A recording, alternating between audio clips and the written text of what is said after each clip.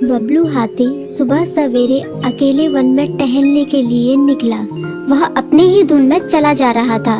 लगता था उसके दिमाग में कोई उलझन है जिसे वह सुलझाने की कोशिश कर रहा था।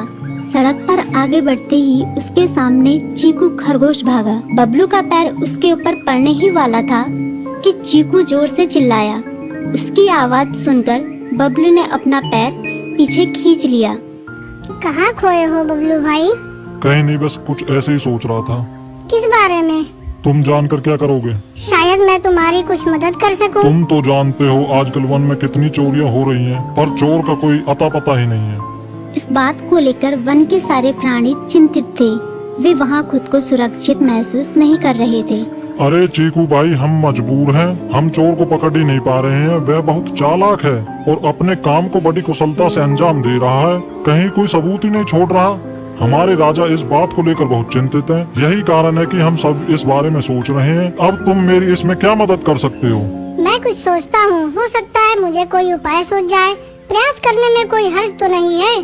तुम ठीक कहते हो चीकू, लेकिन वन के गुप्तचर भी अभी तक इसका कोई हल नहीं निकाल सके। इतना कहकर वे चुप हो गए। बबलू की बातों ने चीकू को सोचने के लिए मजबूर कर दिया। चीकू को उदास देखकर बबलू बोला, तुम अपना मन छोटा मत करो। मुझे अच्छा लगा कि तुमने मेरी परेशानी को समझा। कभी मैं भी इस वन के लिए गुप्तचर का काम करता था।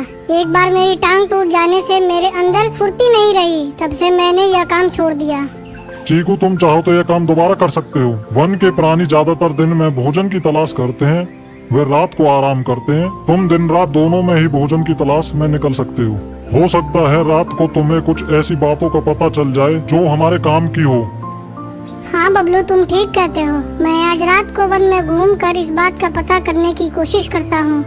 थोड़ी देर बातें करके चीकू अपने बिल की ओर बढ़ गया और बबलू अपने रास्ते चला गया। चीकू के दिमाग में अभी तक बबलू की कई बातें घूम रही थी। उसे समझ नहीं आ रहा था वह बबलू की मदद कैसे करे। दिन भर वह उसी उधेड़-बुन में लगा रहा।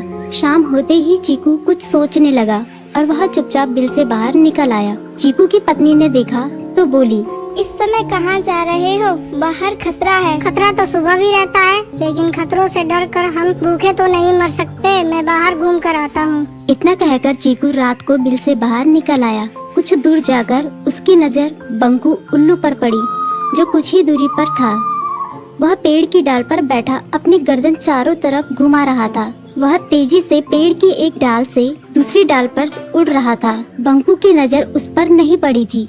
कुछ सोचकर चीकू पेड़ के पीछे से बाहर निकलकर थोड़ी खुली जगह पर आ गया और वहां से बंकू उल्लू को देखने लगा।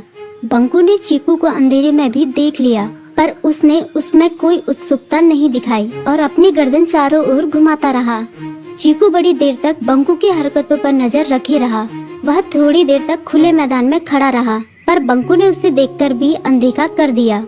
उसने महसूस किया कि बंकू के आसपास चमकू चमगादड़ भी मंडरा रहा था। कुछ देर वन में घूमने के बाद चीकू अपने बिल में लौट आया और सुबह होने का इंतजार करने लगा। अगली सुबह बबलू उसी रास्ते में जा रहा था। रास्ते में चीकू उसका इंतजार कर रहा था।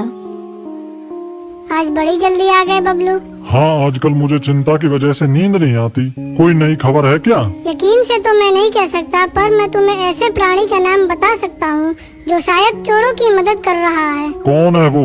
बंकू उल्लू। इतना कहकर चीकू ने रात की घटना उसे ज्यों की त्यों सुना दी। इसे सुनकर बबलू का माथा ठनका। बबलू की आंखें चौंधिया गई। तुम ठीक कह रहे हो। मुझे आज रात बंकू और चमकू पर नजर रखनी होगी। इतना कहकर वे दोनों अपने अपने रास्ते चले गए। बबलू रात को अपने साथियों के साथ बंकू पर नजर गड़ाए रहा। उसकी संदिग्ध गतिविधियों को देखकर बबलू ने उसे उसके साथियों चंकी और संकी लोमड़ के साथ पकड़ लिया। बबलू ने सख्ती से पूछताछ करनी शुरू कर दी।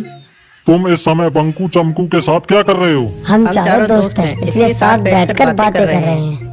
चमगादड़ और उल्लू की दोस्ती तो समझ में आती है, पर लोमड़ के साथ दोस्ती कैसे हो सकती है? सख्ती से पूछने पर दोनों ने अपना जुर्म कबूल कर लिया और सभी चोरियों के बारे में बताया जो उन्होंने कुछ दिन पहले वन में की थी। बबलू ने उनके चोरी का सारा सामान भी बरामद कर लिया। बंकू और चमकू को अभी तक समझ में नहीं आ रहा था कि वो इतनी आसानी से कैसे पकड़ में आ गई।